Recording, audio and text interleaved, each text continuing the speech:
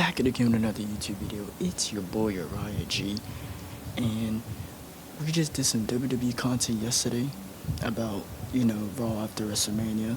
So now we're gonna react to if this is the new era of WWE,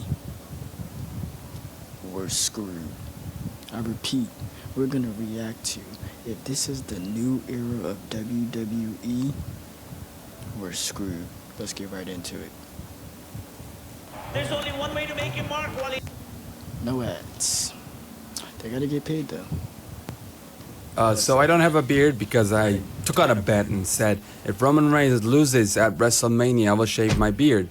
And I'm a man of my word. And now I will tell you more of my word because we gotta talk about the new era of the WWE that started with Monday Night Raw. And the Triple H says, good things come to those who wait. And at the end of the day, we can only do just that, wait and see what's gonna happen next. But just like the title of this video says, if this is the new era of the WWE, oh boy, then we're screwed. I really don't want it. So we had Cody Rhodes come out for a 45-minute promo with The Rock. Don't get me wrong, was it entertaining? Yes. Didn't have That was a long promo. to be 45 minutes? Hell no. This promo reminded me of an older Rock promo where he comes out there, looks at Triple H and says, tonight, I'm gonna go into this ring, and I'm gonna speak about 25, at this point, 45 minutes, and I'm gonna say, absolutely nothing. This was it. This was that same exact promo. Oh my goodness, man. Oh my goodness. I mean, back in the day, I don't know the original code of The Rock, but let's say it's 20 minutes, right?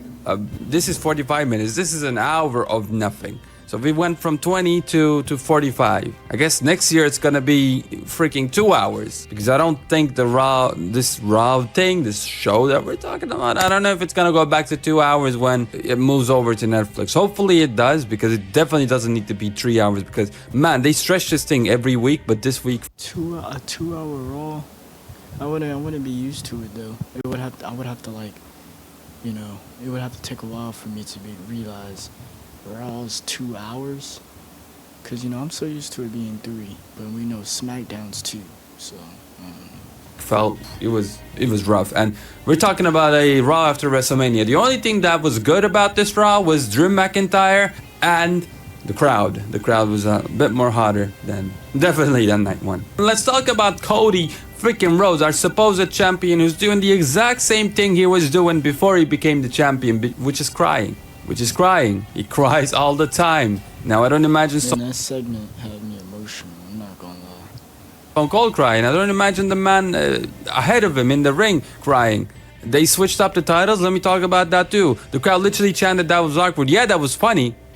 It was funny. You made the situation funny, but it was actually awkward. This is the first time in the history of the WWE a chant is, happening like that. Because, I don't know, what are we watching? Like a soft drama? I'm not sure what's going on with Cody, but I'm just imagining myself as a basic wrestler. I mean, I don't know.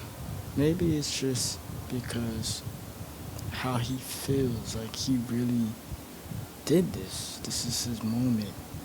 He had been in the company for all these years, and now he's finally able to overcome the odds through all the obstacles he had faced to get to even become champion and doing it for his father. Right, a basic heavyweight championship, main event champion level wrestler. And another wrestler is saying, I would like to hold your title. I would like, yeah, you can hold my title. Bash him in the f***ing head! Bash him in the goddamn skull! Cause I'm a champion, cause I'm a man and I take myself seriously. Because I take myself seriously so that you can stand behind me, support me, feel good about doing that, and not feel like an absolute freaking idiot. So you waited, you worked your ass off for 2 years to get this title, and then you just let The Rock hold it? Bro, no wonder people call you soft. This is gonna be rough for you. This is gonna be John Cena levels of bad. People are gonna start booing you. People are gonna start missing the tribal chief. That's true. I think people are already missing the tribal chief. And they also speculating that Roman's gonna return at SummerSlam. Cody Roman versus The Rock. Roman's gonna be a face, Rock's gonna be a heel. Then it's gonna be Roman versus Rock at next year's WrestleMania. I think, or it's gonna be Rock versus Cody at WrestleMania. I don't know what they're gonna do for next year, WrestleMania. But we got a whole nother year ahead of us for that. That's what I told you guys, right? That's why I wanted him to win, because he brought some stability into this place. Like, the only thing I don't like about Roman Reigns is the fact that, yeah, he was missing a whole lot of the time, but whenever he was back, most of the time, 90% of the time, he made some absolute great wrestling. So far, all I remember from Cody Rhodes is that he cries. They had this tribute as... And then you have people who said that Cody's championship reign is gonna be boring. He's boring in the ring. No, not in the ring, on the mic or something. Or his character. I don't know. Just some people just don't think Cody is champion worthy. Let's just give him his moment, I guess, and let's just see what they do with him. It feels like he was retiring and he's crying. Like Ric Flair did it too, one of the greatest wrestlers of all time. But at that point, it was 80 years old. He was done with his career, right? His prime was behind him. When he was in his prime, like Cody is supposed to be right now, it's a different story. When Stone Cold was in his prime, different story. When The Rock was in his prime back in the 1990s, it was a different story. So The Rock's gone away. We're gonna have this Cody Rhodes versus The Rock thing happening at some point, and hopefully they go ahead and respect our times as human beings. You know what I mean? Like, why did this need to go on for 45 minutes? I have no idea. Don't forget, it's a new era at WWE. We don't know what's gonna happen.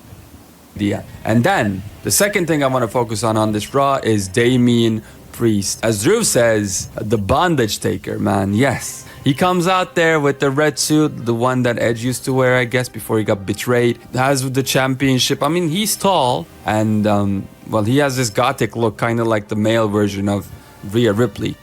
So I guess he has a look. You guys think his title reign's gonna go well? You think they're gonna do something with Damian Priest? Maybe they might make Judgment Day like the biggest faction in WWE. I mean, they kind of are right now. But besides Bloodline, Judgment Day is probably the biggest faction of the company right now. So they're probably gonna make the faction look dominant.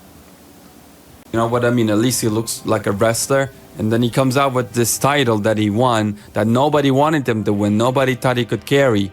And as soon as he won it, he made it into a mid-card championship. And the only... Yeah, because everybody was like, oh, he's not going to successfully cash it in.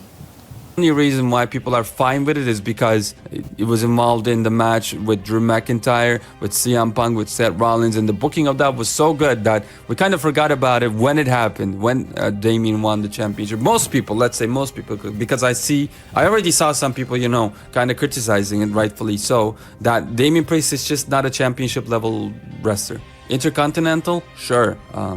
But what are you doing? You know what I mean? What are you doing with this championship? That was my question. I liked what you did at WrestleMania. Who knows? Triple H might do something with him. We just gotta see. I thought that was a cool moment. Like, the best way you could ever, like, potentially give the title to Damian Priest. Okay, what are you gonna do now on this Monday Night Raw that's gonna establish him as this main event superstar? He doesn't have to be the number one in the company, but he's holding the World Heavyweight Championship, so at least do something that's worthy of being number two, right? Maybe cut a badass promo, maybe find a badass opponent, do anything badass, remotely badass. And what he does is he starts talking. And you know what? It's nothing special, but at least he sounds like it's gonna go ahead and carry himself seriously. And then what happens? He raises the title with the rest of the Judgment Day, and then we see R-Truth. The moment I saw R-Truth, he was done. Look, R-Truth is funny. He was the highlight of night one. Yeah, I mean, he had me chuckle when I saw him come in the ring, and then he was like, "You're not." Damian Priest was like, "You're not part of Judgment Day." He was telling R-Truth, "You're not part of Judgment Day," and it was just funny. So yeah. Bar none. He carried WrestleMania Night 1 for me with The Rock. It's insane, I know, but he doesn't belong here. He is not supposed to be in the main event. You didn't build him up. You've been burying him for the 10 years, you know, past 10, 20 years as a joke wrestler. He has a certain ceiling, and he should be nowhere near, what do you call it, associated with Damian Priest. Nowhere near associated with him. This was the reason why I thought Damian Priest. Y'all think R-Truth will get his moment one day, like win the WWE Championship, like the main title of the company, or he's just gonna win single mid-card titles, tag team championships, and all that regular stuff? Was an absolute jobber before he won the title, and why he didn't even deserve to hold the Money in the Bank briefcase. Like, we're thinking of ways to maybe make him lose that Money in the Bank briefcase to somebody else. This was the reason. You just cannot be associated with people from low card, mid card if you're gonna be a main eventer. And that was insulting before he had the Money in the Bank and he didn't win the title yet. It's a career killing, in my opinion, right now as he has the title. I'm done. I'm done. I don't give a shit what Damian Priest is gonna do now. I really don't. I'm sorry. It's tough. I mean, I was saying it, many other people were saying it. This was a mid-card title. Nothing was going to change. Damian didn't deserve this title. What you did, WWE, with this segment, you confirmed it. You confirmed it. You absolutely confirmed it. Now, if Damian Priest, if they booked Damian Priest to have cash in on Roman or Cody, that would have been crazy. Damian is the exact same. Oh, we're not doing this. What is this, Nickelodeon, dude? If we're not doing this, Damian, as soon as you see Arthur, you clock him in the mouth. What happened? What happened to this company right now? Like, clock him in the mouth, bash his head in with a chair, get him out of there, injure him, freaking end his career, do something, or get him out of your ring at the very least. He's straight up disrespecting you. I don't care if you like him or not in the storyline. What are you doing? Doesn't any of the champions in this entire company, don't they have a spine? Talk about the other champions. Sami Zayn, what did he do? He came out there and cut the exact same promo as freaking Cody, and he won the match against Gunther with 2 weeks of build-up while Chad Gable was there. You could have given him a star-making performance. He could have beat Gunther, and we could have remembered that forever. Now it's too late. Sure, he can feud with Sami Zayn. Now it's too late. You had lightning in a bottle. You had a shooting star that you could have made use of to get a wish. Your wish could have been to, give a big moment to Chad Gable. Finally make him, give him his dues. Yeah, I mean, WWE's going to book the wrestlers how they want to book them. People kind of wanted Chad Gable to win the IC championship and not Sami. Because I seen that someone said Sami already had his moment. Which is true. Like, he literally, what did he do? What did he do? He main evented WrestleMania last year. Like, of night one, that tag team match for the Raw Tag, the Raw Tag Team Championships, and they won, him and Kevin Owens. So you should give Chad Gable a mid-card title, a regular title. He ain't win no singles title yet. I mean, he's been, I think tag team champions with Jason Jordan when he was the American Alpha.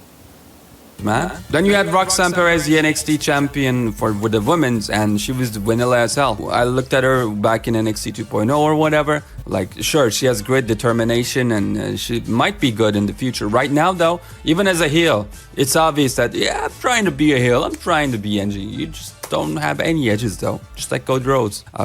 Vanilla as hell, like I said. Then we had Ilya Dragunov, which is someone I like, but some of the promos he cut in NXT, I remember him hugging Baron Corbin and like whispering sweet nothing into his ear. Like, that made me stop watching NXT. Like, every now and then I get interested because they got a couple of things, good things going on there. After seeing that as the NXT champion, the main champion of the brand doing that, I was like, okay, you know what, let me give NXT a couple more years, maybe. All that's to say is that Ilya Dragunov has potential. NXT, they just don't, they should just... NXT will never be how it used to be. That's all I'm gonna say.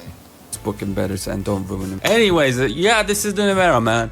This is the new era, and it's not off to a great start. We definitely need the draft to shake things up and see the main event champions, or maybe even most of the champions, are the pillars of this company, of this wrestling show, right? SmackDown, Raw. They need to be serious. They need to be actual pillars. You want an example? Look at what Roman Reigns did for the past 2.5 years, nearly 3 years. That's it. I'm not saying they cannot ever be not serious or have a funny segment, because look at Roman Reigns again. But this ain't the way, man. This ain't the way. Roman Reigns carried himself as a champion, not only on the mic, but in the ring when it got physical as well. Even during the segments, you felt his presence. Here, it's like I'm watching AEW and Tony Khan booking, the elite booking. And that's not what we want, man. 700,000 is... I don't watch it. I think that's AEW. Nah.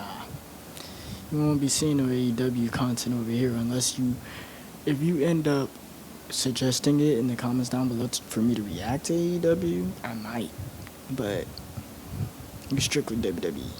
It's not what we want. It's 700,000 for a reason. Yeah, let me know what you think down in the comment section. Look, we still have the draft, and we still have a lot of time to fix this. This was only the first week, but I mean, the first week basically sets the tone, right? This was it. After WrestleMania, here's what we're gonna do in the rest of the 2024. That's the message you're given with the show, and it's not good. Oh my God! Like, look at the World Heavyweight Championship challengers. Besides Drew McIntyre, who is believable? Jey Uso is not. Ricochet is not. Not Braun Breaker, but Bronson Reed is not. That's the future of the World Heavyweight. I mean, We don't know what's gonna happen.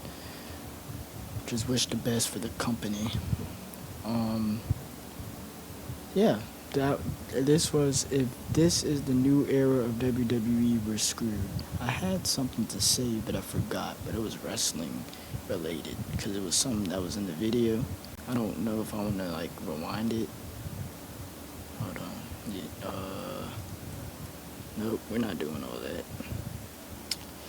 But yeah, guys, that was, if this is the new era of WWE, we're screwed. Y'all tell me what y'all want to see next in the comments down below, what y'all want me to react to. Subscribe, like, comment. Ow, my hand. And yeah, Uriah out.